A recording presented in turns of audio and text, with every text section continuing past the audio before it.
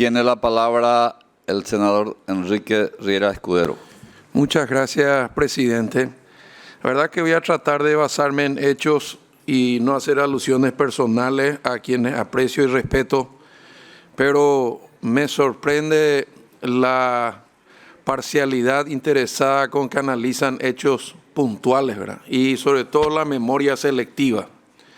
Resulta ser que la aventura del señor Morales comenzó en el 2009 y una vez electo por el voto popular en su primer mandato, que creo que nadie objetó, se le ocurrió cambiar la Constitución. Y la Constitución, les recuerdo, y busquen en los diarios, se aprobó en un cuartel. O sea, empezamos ya con la libertad totalmente restringida. La Constitución boliviana que consagra el Estado plurinacional se aprobó en un cuartel. ¿De qué libertad me están hablando? Pero como aprobó una nueva Constitución, entonces dijo que el primer mandato no contaba y se volvió a elegir, ¿verdad? Y luego se volvió a elegir, entonces tiene el récord de las 3 reelecciones.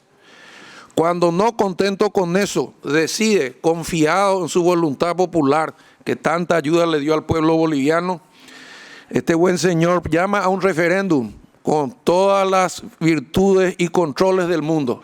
¡Oh, sorpresa! El pueblo boliviano, no la bancada del Frente Guazú ni los paraguayos, le dicen: no queremos que seas reelecto, no queremos que modifique la Constitución.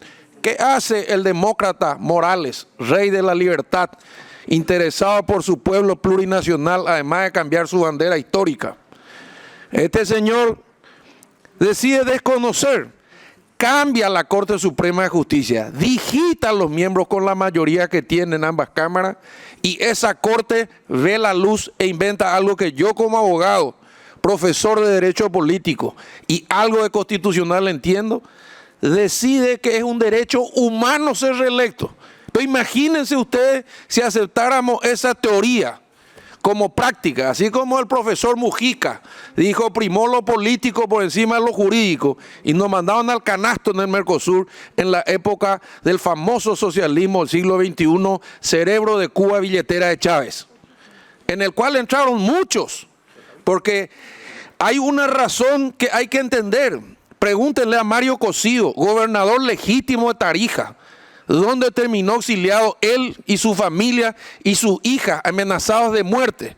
¿Dónde está el respeto a la voluntad popular? Pero no solo él, la pequeña media luna que no se somete al socialismo del siglo XXI, a ideas perimidas de modelos fracasados en el mundo entero, también fueron todos amenazados. De los 6 gobernadores hay uno que sobrevive. 2 se escaparon, 2 están presos hasta hoy. La voluntad popular que respetan los demócratas en nuestro Congreso. Pero como si eso fuera poco, los números maravillosos de Evo Morales. Dígame cuántos cargamentos de cocaína cayeron en Bolivia. Cuánto fue la lucha contra el narcotráfico. Y con este criterio y con información fiable me animaría a decir que eso era una narcodictadura. Y los que se cansaron no fueron los militares y los policías, sino la gente de Bolivia que le dijo no, porque en su último 4º intento de reelección, después de haber desconocido el plebiscito que él llamó y que desconoció, amparado una sentencia escrita por 3 tipos, sentados en una pieza al que él les digitó, entonces resulta ser que él es el que sufrió el golpe de Estado. El golpe de Estado dio Evo Morales contra su pueblo al desconocer la voluntad popular que le dijo una y 1000 veces no más. Pero no obstante, además de eso, el señor demócrata Evo Morales dictó una ley que con sola acusación de un fiscal que nombró él, que nombra él, porque yo hablé con el presidente del Consejo de la Magistratura de Bolivia, una mujer pequeña, que era cholita, y me dijo: me eligieron porque tengo el aspecto, no tengo presupuesto, no me dejan elegir, los fiscales pone el presidente. Pero esa acusación, repito, acusación, y usted, presidente, tiene una jurisprudencia al respecto, hacía perder cargo electivo. O sea, un fiscal de cualquier lugar apuntaba a un intendente, allá se llaman alcalde, automáticamente perdía el cargo. ¿Dónde está el derecho a la defensa?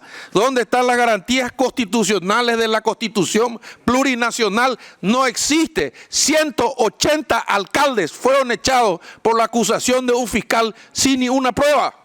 Naturalmente todos del sector donde el señor Morales no tenía adeptos.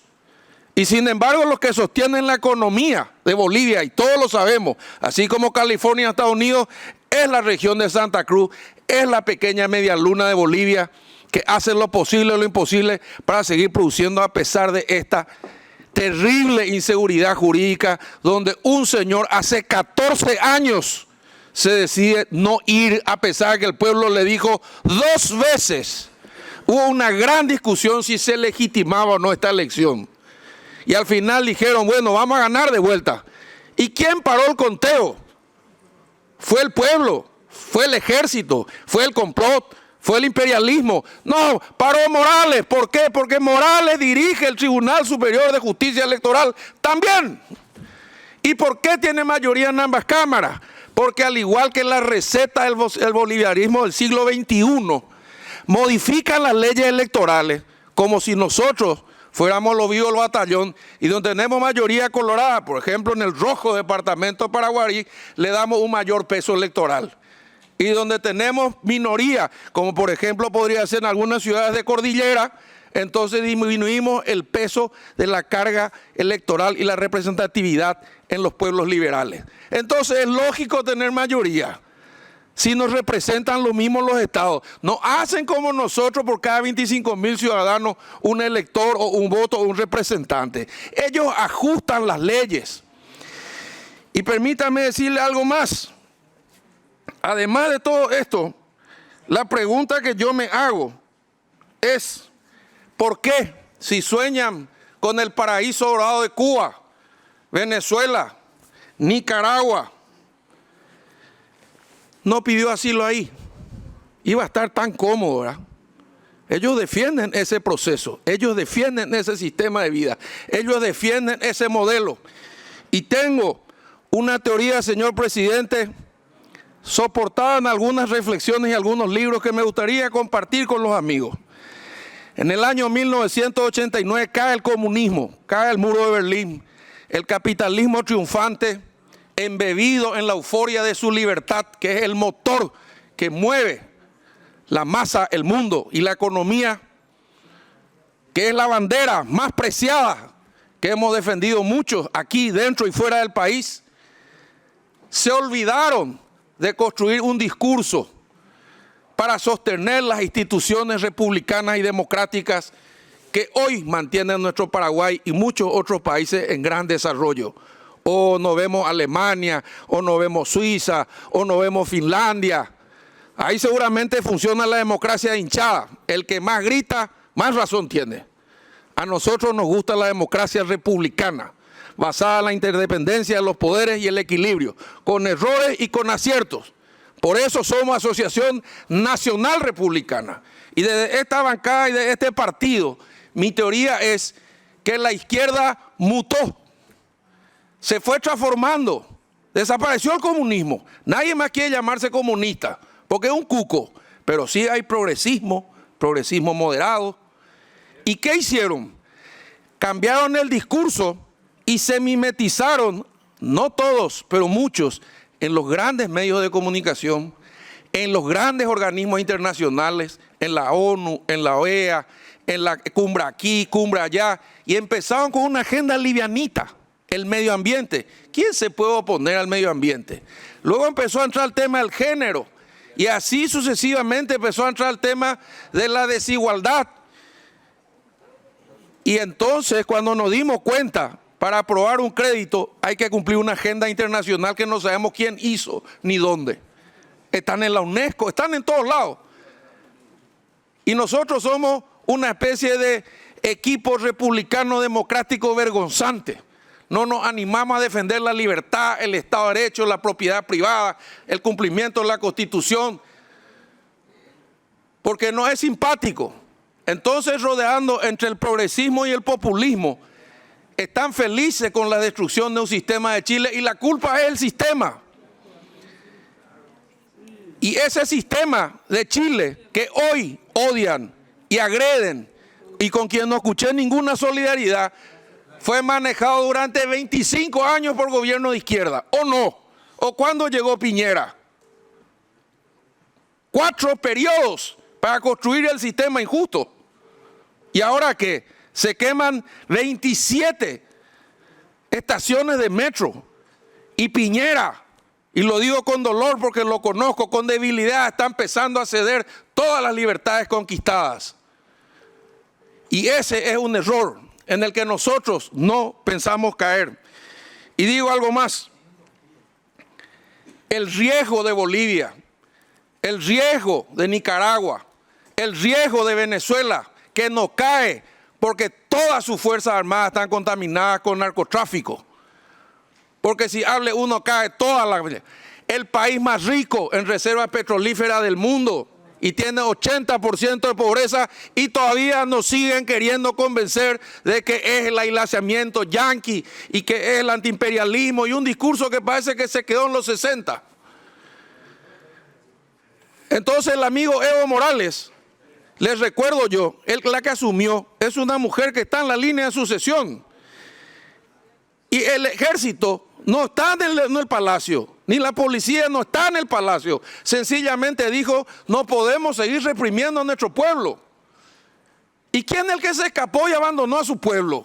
Por lo menos Allende, consecuente con sus ideas, en un golpe de Estado, sí, con todas las letras de Pinochet, de la derecha y apoyado por los Estados Unidos, en la época de la Guerra Fría, murió en el Palacio de la Moneda. Pero ¿dónde está el señor Morales? Está en Venezuela, está en Nicaragua, se fue a vivir a uno de sus paraísos maravillosos como Cuba.